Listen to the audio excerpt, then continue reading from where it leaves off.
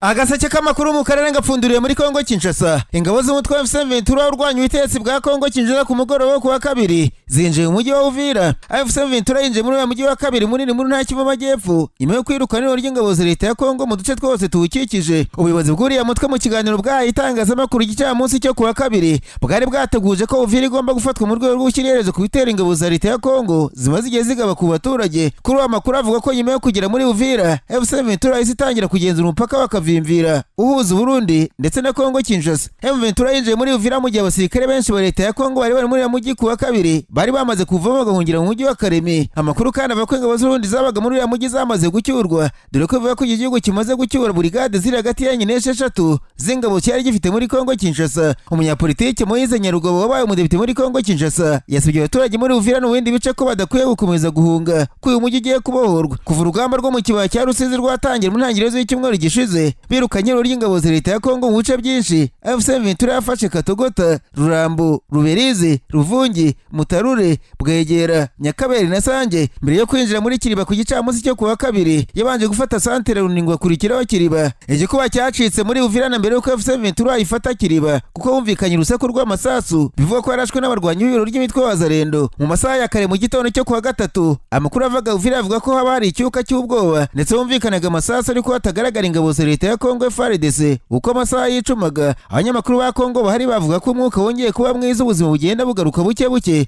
ariko utabona abasirikare yaba inyeshyamba cyangwa se ingabo za leta. Nyamara ariko leta zunze ubumwe za Amerika mu bihugu byo ku mugabane w'Uburayi byagize ibitutu ku mutwe wa M23 n'ingabo z'u Rwanda bishinja kuwushyigikira bisaba impande zombi guhagarika byawukanye ibitero muri Kongo Kinshasa. Usibye Washington abandi bifatanije no mu gushyira igitutu ku Rwanda na M23 bari mu muryango w'ubumwe bw'Uburayi, Ubudage, Ububiligi, Ubwongereza, Ubufaransa, Ubuholandi, Denmark, Ubusuwisi na Suwede. Kuva mu ntangiriro z'icyumweru gishize imirwano ikomeye yongeye kubura muri Kivu y'Amajyepfo hagati ya M23 n'ingabo za leta ya Kongo ririmo FARDC, ingabo z'u Burundi, FDLR na Bazarendo. Izo nyeshyamba ziyobowe na General Sultani Makenga nyuma y'icyumweru kirenga zirwana n'ingabo zo ku ruhande rwa leta ya Kongo zashoboye kwigarurira ibice bitandukanye birimo n'umujyi wa Uvira wa kabiri munini mu Kivu Amajyepfo zagezemo ku mugoroba ku wa kabiri. Intambara ikomeje gucibira mu burasirazuba bwa Kongo mu gihe ku wa kane w'icyumweru gishize ba Perezida Paul Kagame w'u Rwanda na Felix Tshisekedi wa Kongo Kinshasa basinye amasezerano y'amahoro muri Amerika. Leta zunze ubumwe za Amerika n'ibihugu by'Iburayi mu itangazo rihutiyeho basohoye bavuze ko bafite impungenge z'ubushyamirane bukomeje kubera hafi y'u Burundi, bashimangira ko bishobora gutuma akarere kose gahungabana. Abo basabye M23 n'ingabo z'u Rwanda guhagarika ibikorwa byo gutera ingabo zihanganye n'uriya mutwe. Bati turasaba M23 n'ingabo z'u Rwanda RDF guhita bahagarika operasiyo zabo zo kugaba ibitero mu burasirazuba bwa Kongo by'umwihariko muri Kivu Amajyepfo, ndetse tukanasaba RDF kuva ku butaka bwa Kongo. Itangazo ririho na biriya bihugu ryasohowe na Minisiteri y'Abanyamahanga ya Amerika kandi isaba M23 gusubira mu bindiro byayo ikanashyigikira ibikubiye mu mahame shingiro na leta ya Kongo basinyanye i Doha muri Qatar. Ibyo bihugu byanagaragaje impungenge zo kuba iriya ntambara ikomeje gukoreshwamo drone z'ubwiyahuzi bigaragaza ko ikoreshwa ryazo ryerekana itutumba rikomeye muri ariya makimbirane riteje ibyago abaturage. Hagati ari gukana itsinda ry'impuguke z'umuryango w'ubumbye kuri Repubulika ya Demokarasi ya Kongo muri raporo yaryo nshya ryerekanye ko leta ya Kongo yakomeje gukoresha imitwe yitwara gisirikare irimo FDLR mu kurwanya inyeshyamba za M23. Muri iyi raporo izasohoka vuba baje kubonwa n'ibitangazamakuru bitandukanye ku wa mbere, impuguke zivuga ko leta ya Kinshasa yakomeje gukoresha abakorerabushake bashinzwe kurengera igihugu bazi nka Bazarendo n'inyeshyamba zirwanya ubutegetsi bw'u Rwanda FDLR nubwo yiyemeje kuzirwanya. Mu masezerano ya Washington yasinyanye n'u Rwanda, raporo iti guverinoma ya Kongo yakomeje kwishingikiriza kuri Bazarendo nk'ingabo zabafasha mu gukomeza guhashya ukwigira imbere kwa M23 no kongera kugenzura uduce tw'ingenzi. Yakomeje kandi gukorana na FDLR nubwo yiyemeje kuyisenya. Nk'uko iyi raporo ibigaragaza muri Kivu Amajyaruguru, Bazarendo na FDLR bakomeje gukorana cyane mu ntambara zitandukanye zikomeye muri teritwari za Masisi, Rucuru na Nyiragongo yewe na Walikare ndetse muri Goma. Bakomeje kandi kugaragara ku mirongo y'imbere y'urugamba bafashe FARDC. Riti kuva muri Kamena umwaka imitwe wa Bazarendo ikunze gukorana na FDLR baracengeye ndetse batega ibico M23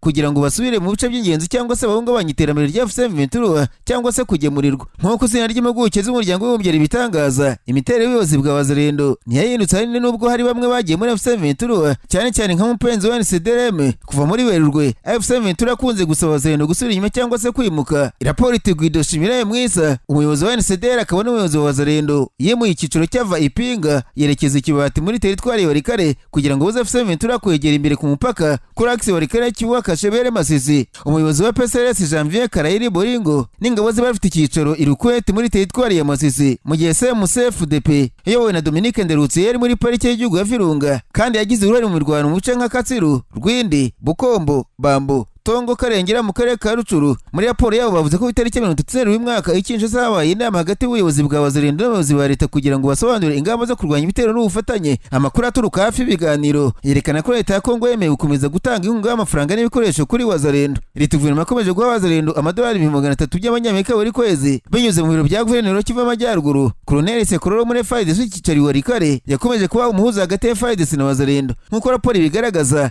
FARDC yahaye ubufasha bwo mu kirere imitwe wazalendo. Ingabo za Kongo kandi ngo zakoranye na wazalendo mu gihe cy'imirwano imwe n'imwe ku butaka. Byerekana ubwumvikane mu buyobozi bukuru no kongera imikoranire. Ni mu gihe umutwe w'inyeshyamba za FDLR zibangamiye umutekano w'u Rwanda iri mu mitwe yitwaje intwaro Kongo Kinshasa yiyemeje gusenya mu masezerano ya Washington yasenye n'u Rwanda ku buyobozi bwa Trump. Kigali isobanura FDLR nk'inyeshyamba zigizwe n'abasize bakoze jenoside yakorewe abatutsi mu Rwanda bafatanye n'ingabo za Kongo mu kugereza guhungabanya umutekano warwo. Mabwire kandi ko ibiganiro bishya bizatangira mu minsi iri imbere hagati y'intumwa za Kongo Kinshasa na M23 iduha muri Qatar ku buhuza bw'iki gihugu cya Qatar nyine. Ibi byatangajwe ku wa kabiri na Bertrand Bisimwa umuhuzabikorwa wungirije wa M23 mu kiganiro n'abanyamakuru Goma mu murwa mukuru w'intara y'Kivu y'Amajyaruguru. Nk'uko Bertrand Bisimwa bitangaza ngo ibiganiro bizibanda ku bigezweho mu bijyanye n'umutekano ku kibuga urangwa n'imirwano ikaze hagati y'inyeshyamba n'ingabo za leta ku mirongo y'imbere y'urugamba mu ntara za Kivu y'Amajyaruguru n'iy'Amajyepfo. Yavuze ko Kinshasa igomba gusubiza ubwenge ku gihe kugira ngo bereze ibyo biyemeje. Bertrand Bisimwa imbere y'abanyamakuru atubona bamenyesha ko twiteguye kugidoha. Intumwa zacu zigiye guhaguruka zerekeza idoha vuba kuko twatumiwe kuko tugomba guhanira ko biherutse kuba. Yongeraho ko Kinshasa igomba kubahiriza ibyo yiyemeje idoha. Yahamagazwa rishya ry'abafite uruhare mu makimbirane muri Qatar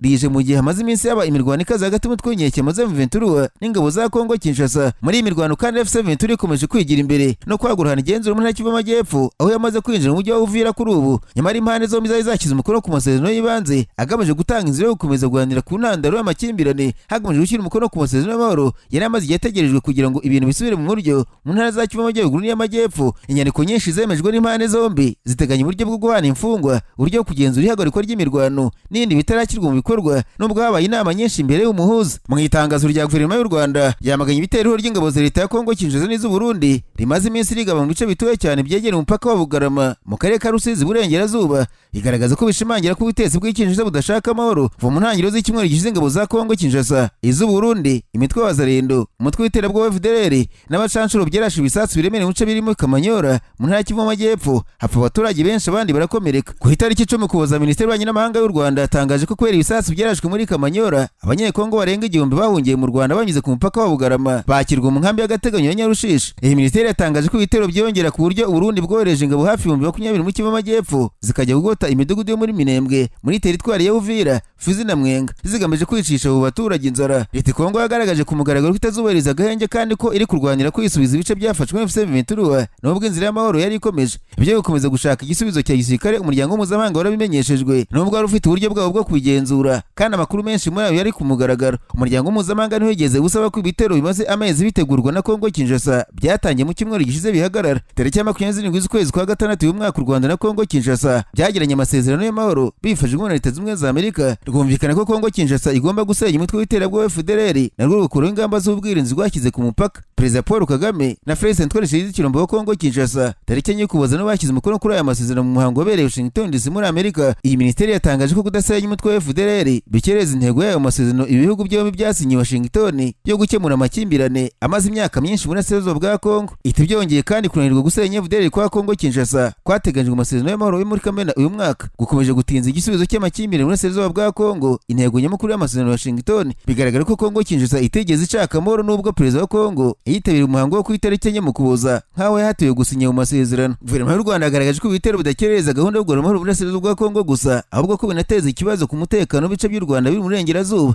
Yashimangiye ko kubahiriza amasezerano ya Washington DC bikwiye kwihutirwa kandi ariyo nzira nziza yatuma akarere k'ibiyaga bigari kagira amahoro, umutekano n'iterambere. Nararanganije amaso ibinyamakuru byandikirwa muri Uganda. Abanyamakuru bakize amakaramu ku mpapuro barandika banditswe umukuru wa polisi ya Uganda basi byakaga bari ku gitutu cy'abamushinja kunanirwa kureberera urwego kubera imvururu ziri kugaragara mu bikorwa byo kwiyamamaza by'amashyaka. Uyu mupolisi mukuru ashyizwe ku gitutu nyuma y'uko mu mpera z'icyumweru gishize mu mujyi wa Gulu amabandi yitwaje intwaro yasagariye abarwanashyaka b'ishyaka NUP bakabireramo bakabakubita abapolisi babahagarikiye. Ni ubwa mbere basi byakaga uhuye n'umwitozo ukomeye nk'uyu wo gukurikirana umutekano mu matora kuko ari ubwa mbere amatora abaye ari umukuru wa polisi ya Uganda. Icyateje impaka nuko muri Gulu abo bantu bitwaje intwaro bakubitaga abambari ba Bobo Wine. Polisi yari babaza umukuru wa polisi agasubiza nk'ushyigikiye mu mabandi avuga ko abambari bacyagoranye bafunga umutwe ntibakurikiza amabwiriza agenga ibikorwa byo kwiyamamaza.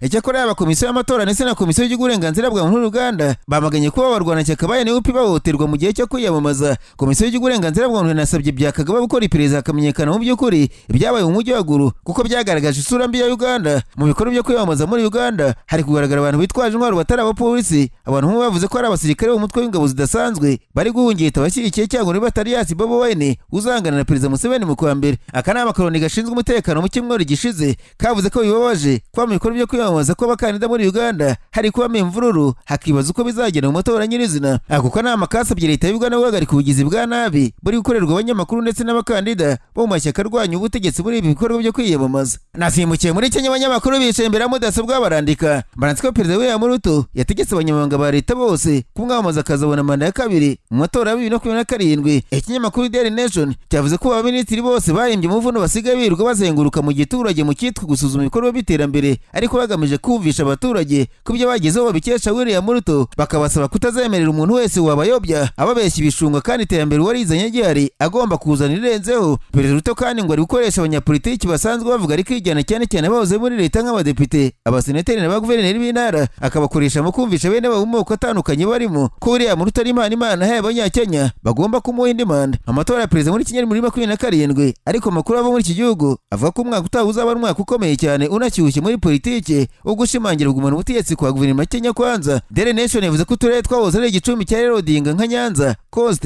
Uburengerazuba bwa Kenya ndetse na Kisii aribo bagomba kwibanda cyane bakazana mu majwi yose kuri Perezida Ruto uzabahanganye n'ihoro ry'amashyaka yishyize hamwe. Akarere ka Mount Kenya kahaye amajwi Ruto akaba perezida muri 2022 uko ari kumwe na Rigati Gachagua uhavuka. Ubu ari kukwiga uko bakigarurira Gachagua adari kuko yaje kwirukanwa kuri uyu mwanya wa vice perezida. Agaseke k'amakuru mu karere gafunikire muri Tanzania, abanyamakuru bakoze ba muri no barandika baritswe igipolisi cya Tanzania kijeje abaturage ko igihugu gitekanye nyuma yo kuriza imyigaragambyo yari yateguye tariki 9 kwa 12 bikarangira abaturage bose bagumishije mu nzu zabo. Ikinyamakuru The Citizen cyanditse ko polisi yavuze ko abantu bari bateguye imyigaragambyo ahantu honyine bayikoreye ari kuri groupe za WhatsApp kandi ngo bari bagambiriye kwangiza. Iyi myigaragambyo yari igamije kwamagana itorwa rya Perezida Messi Hasani wegukanye amajwi mu kwezi kwa 10 akaba agiye kubategeka indi manda y'imyaka 5. Amakuru avuga ko imijyi yose ya Tanzania iriwe yera kuwa kabiri nta bantu beneza babiri bashobora kuboneka bari kumwe mu mihanda bica intege bashaka kwigaragambya. Polisi yavuze ko izi neza ko abantu bakiribwa kwigaragambya mu tariki 9 ariko ko bakurikiranira hafi uzabitekereza tuzamenya ikimukubise. Mu itangazo rya polisi ya Tanzania yavuze kuri maso kandi abantu bakwiye gutuza bakora akazi kabo neza kandi uzahirahira guteza sakwe mu gihugu agamije guhungabanya ubukungu nawe azahura n'akaboko k'inzego z'umutekano. Imyigaragambyo yakurikiye amatora yo mu kwezi kwa 10 arwanya ubutegetsi bavuze ko yaguyemo abantu barenga 2,000. Leta ya Tanzania yamaganye imibare ariko ntiyatangaza iyo yemera ko ariyo bahasize ubuzima. Umwe mu bantu bari muri Tanzania mu mujyi wa Mwanza yabwiye Radio Flash ko ubuzima bwatangiye kugaruka buke ndetse ko kuwa kabiri nta muntu wasohotse mu rugo ngo bose bari bafite ubwoba bwo kwishora mu mihanda. Naho umunyamabanga mukuru wa David Delverien kuri mu Burundi yeguye ku mwanya yari afite muri Sena y'icyo gihugu mu gihe ishyaka riri ku butegetsi rivuga mu mwuka mubi. Ndikuri yatsindiye umwanya wo kuba senateri mu matora yabaye mu kwezi kwa 7 y'umwaka. Ni inshingano yabangikanyije nizo kuba umunyamabanga mukuru w'ishyaka David riri ku butegetsi. Muri iki gihe abanyamuryango bakuru muri iri shyaka ntibari kumvikana ku mukandida uzahagararira mu matora y'umukuru w'igihugu ateganyijwe 2027. Radio RP yatangaje ko mu ijoro rya tariki 5 z'ukwezi kwa 12 bamwe mu banyamuryango ba David bitabe nese murarwa bahuriye mu nama bafata umwanzuro wo kwihuriza hamwe kugira ngo bazashyigikire kandidatire Ndayishimiye Evariste. Iyi nama yabereye muri Ruvu Park Hotel muyobozi w'intara ya Cankuzo yiteruwe na Minisitiri w'Ingabo Marie Chantal Nijimbere, umunyamabanga mukuru wungirije wa David Siyake Nshimirimana, abagize inteko bakomoka mu ntara y'Abuhumuza, abasirikare n'abashoramari.